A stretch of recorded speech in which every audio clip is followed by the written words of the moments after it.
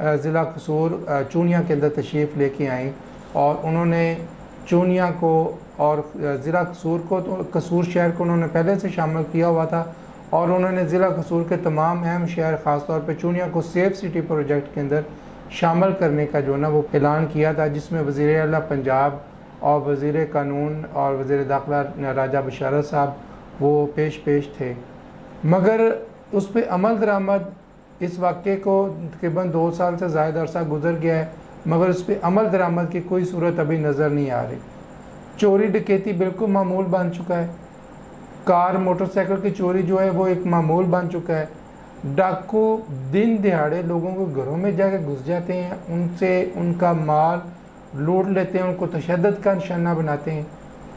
ये इसके बारे में आप फरमाएं कि पहले ये बताएं कि सेफ़ सिटी प्रोजेक्ट आपकी बड़ी नज़र है ख़ास तौर पे इसके ऊपर, तो ये बताएं कि सेफ़ सिटी प्रोजेक्ट का क्या हुआ है। जी, सेफ़ सिटी का जो सिलसिला था, जब ये बच्चों वाला मिसहैप हुआ तब तमाम वज़रा और वज़ीर आला साहब, तमाम आला अफसरान चूनिया तशरीफ़ लाए, बड़े बड़े दबंग वादे किए, बड़े सुहाने ख्वाब दिखाए गए, लेकिन वो मामला जूं का त्यों ही है।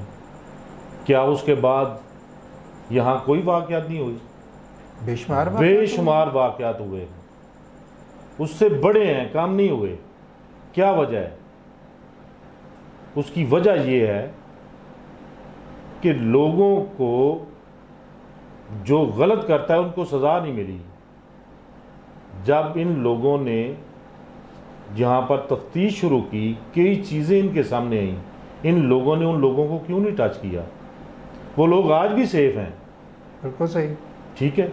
सेफ सिटी का वादा कर किया, 2 साल से ऊपर का अरसा गुजर गया, यहाँ नामो निशान नहीं सेफ सिटी का। यहाँ गश्त के लिए वो होंडा मोटरसाइकिल दी थी कि ये शहर में गश्त करेंगे, वो 2-4 माह के बाद वो भी चले गए और उन्होंने भी बिगाड़ पैदा कर दिया इधर कई चीज़ों से। वो एक वक्ती कार्रवाई थी, वक्ती अमन की के कोशिश थी, मुस्तकिल सतह के ऊपर जो ना कोई ऐसी कार्रवाई या कोई ऐसा लाए अमल लेके नहीं आया गया कि जिससे इस इलाके के अंदर अमन हो सके और लोग सुख का सांस ले सके। जी, ये सेफ सिटी बहुत अहम ज़रूरत है, हमारी शहर चूनिया की बहुत ज़रूरत है। सेफ सिटी का वादा किया गया और ये वज़ीर आज़म पाकिस्तान